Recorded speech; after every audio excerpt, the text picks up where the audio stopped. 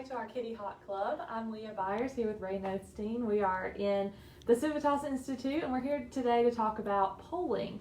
So unless you're living under a rock, we all know that there is a 2020 poll coming up, a presidential election, an election coming up in 2020 for president, and here in North Carolina for U.S. Senate, as well as the Congress, which we elect every 2 years. And so you're probably hearing a lot now about polling. What did the polls say? Who's going to win? There's definitely a lot of interest going on, and we're also going to be talking about a book by Joseph Campbell called Lost in a Gallup, Polling Failure in U.S. Presidential Elections. So when are polls right? When are they not right?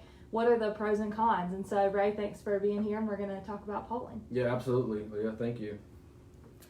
So as I said, we're all kind of watching the polls right now. What would you say is the relationship between the media and polling in today's day and age? That's very fascinating. And Joseph Campbell, in this book, Lost in a Gallup, Polling Failure in U.S. Presidential Elections, he talks a lot about this. And one of the overarching themes is that sometimes there's a disconnect between what the polls say and what journalists say.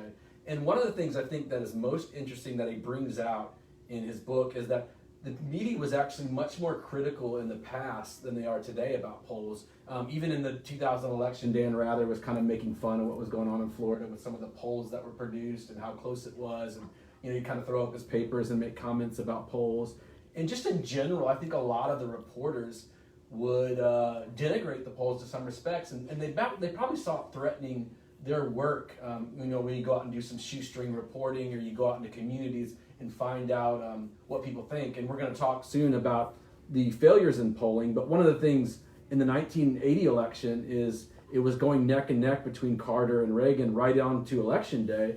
But then Reagan ended up winning hugely, even though the polls had it even. But a lot of people that were doing the reporting knew that Reagan was going to win because they were going out and talking to people and doing stories, even though the polls were showing it neck and neck. So that's just kind of an interesting aspect of polling when you talk about kind of a media disconnect. Sometimes they don't interpret the polls well. In the 2016 election, they said that the polls broke down, but the national polls were actually pretty accurate because it showed Hillary winning by like 2.1%, and the final polls averaged out were a victory for her by 3.3% or something. So it wasn't that huge of a mistake.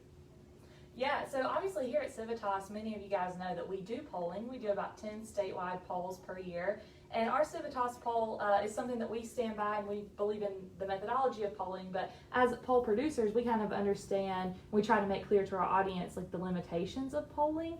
And so, I think, the media, as you said, maybe used to be more aware of those limitations and account for them in their reporting. And then you just don't necessarily see that these days. People kind of take polls as gospel, and then when they aren't, it's like, oh, the polls are broken or something's wrong. And it's like, no, these are built in, right? Yeah, right. I think that's a big part of it. Campbell talks about in his book that one of the problems with 2016 is you had polling breakdown in swing states, especially in the Midwest, Pennsylvania, Wisconsin, Michigan, those states that, Trump kind of barely won, but he won in a significant manner, in which gave him that electoral college victory, which is required by the Constitution.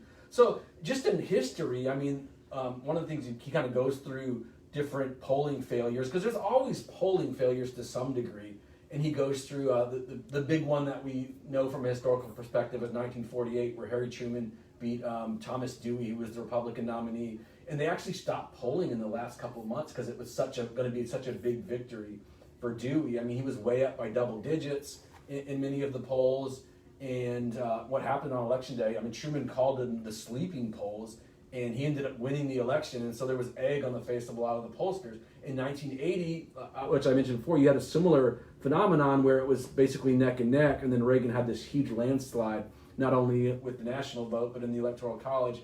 And then another big example, I think a lot of times people focus on 2000, but 2004, where the exit polling were really wrong. You had an incident that he talks about in the book, and I know some of the viewers out there will know this. Bob Shrum is a famous political consultant, and he called John Kerry Mr. President because the exit polls were coming in even before the polls closed, and was saying, you're going to be the next president, these are all good, and it showed basically Kerry winning by like 5.5%, especially in some of these swing states. But what happened was they found out that, and this is what, you got conspiracies in the election that, Karl Rove hacked into the ballot boxes and stuff.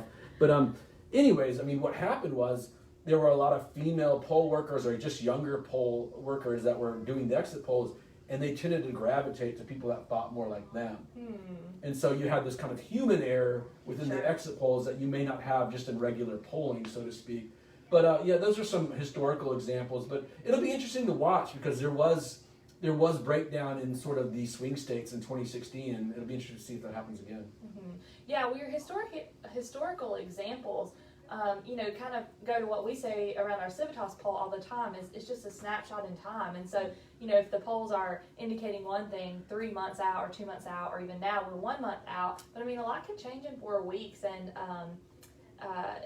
so to try to predict the future is not necessarily, what these polls are intended for, even though they can be informative. But I think you kind of hit on also with the 1948 example, some of the psychological benefits or ways that the media or campaigns can use polling to drive turnout. Because we know that influencing people on how to vote or who to vote for is only half the game, and getting people to the polls is really the other half. Yeah, and he talks about there's some people who are skeptical of polling, saying it hurts democracy because it does drive people maybe to stay home if the polls are so lopsided. But one of the interesting things in this book too is just kind of pointing out, a lot of times the polls are right. That's why Nate Silver got such a big name for himself with the Obama campaigns in 2008 and 2012.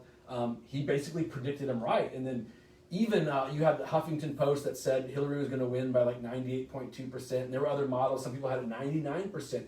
Nate Silver had it at 77% for Hillary. Yeah, so his was a little bit closer more to what ended up happening, but he was still way off. And so that's kind of the thing that we're looking at here is, are there going to be similar breakdowns in 2020? And one of the things, that's why Civitas polls are so important, I think, because Campbell talks about this. He says that statewide polls are very, very important.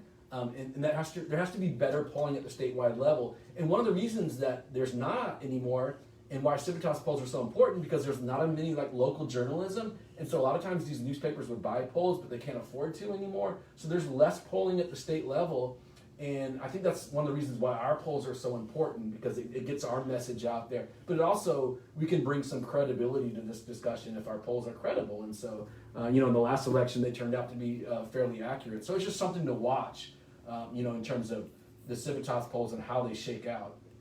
Yeah, so what do you think are some limitations of polling going into 2020? What should our viewers keep in mind as they're consuming poll data?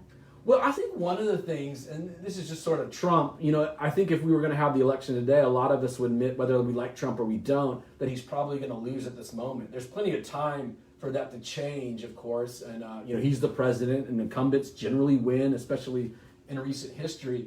But I think one of the things to look at, and I did a blog post, you can find this on our website, but there could be, and people talk about this all the time, there could be some shy voting for Trump. You saw this in 1980 with Ronald Reagan. There were a lot of shy Reagan voters, even Democrats who voted for him who didn't want to admit it to pollsters. So you wonder with Trump, does he perform? He tends to perform better, like Reagan to some degree. He performs better on election day than in the polls. And so you wonder if there's some aspect of that where people aren't saying that, they're supporting Trump if they do talk to a pollster. And another thing to do is just watch the statewide breakdown. I think one of the things they missed was they focused on each individual state together.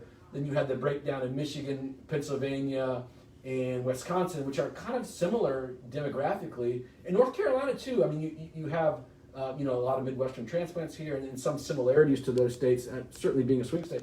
But you wonder if they focus on an individual state, but what you saw was a trend along similar demographic breakdowns in each state, and the pollsters didn't really pick that up. Yeah, I think that's an excellent point. And we had our September poll come out last week, and we had some poll commentators that made an interesting comment, I thought, that kind of changed how I view our polling as well. They mentioned that our polling currently is based on turnout from past elections, but demographics in North Carolina are changing so quickly that even though that model is kind of the best that we have, you to some degree have to factor in how things have changed in North Carolina and in maybe some of those similar swing states. Yeah, and it's kind of a final point. I think you're exactly right, Leah. One of the things that happened in the Midwest, in North Carolina to some degree, is that non-college educated people were undersampled in a lot of those polls. And also, you just had we poll likely voters, which is smart because you're polling the people that are likely to vote. But there were some people that came out of the woodwork for Trump that were unexpected, and a lot of very late deciders who didn't get polled, who ended up breaking for Trump at the last moment. And that's kind of where you saw the groundswell in some of these swing states that just the national polls missed because, Hillary, they ended up not being that wrong because Hillary ran up these big numbers in California. But, I mean, that doesn't help you win the presidency if you win California by 2-1 if you're already going to carry the state. Yeah, exactly. And at the end of the day, polling takes a sample and tries to make generalizations about everyone, about the whole population. And so one thing with our poll is a lot of our results for the head-to-heads this past month were within our margin of error, which means, it's not out. It's a statistical tie, basically, when you're trying to make generalizations. So these are all things that people can keep in mind as they're consuming polls, and I'm sure we're going to see more of that going towards a month from now in November. Absolutely. Well, thank you so much for joining us, guys, and please let us know if you have any questions. Drop them in the comments, and we'll try to get to you as soon as we can.